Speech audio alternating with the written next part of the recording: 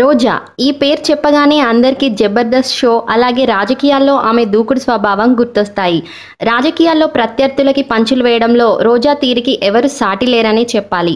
ఈ స్వభావం వల్ల ఆమె బుల్లితెర కెరియర్కి నష్టం జరగబోతున్నట్టు తెలుస్తుంది. బుల్లితెర పైన రోజా చేస్తున్న జబర్దస్త్ షో అందరికీ బాగా తెలిసిందే.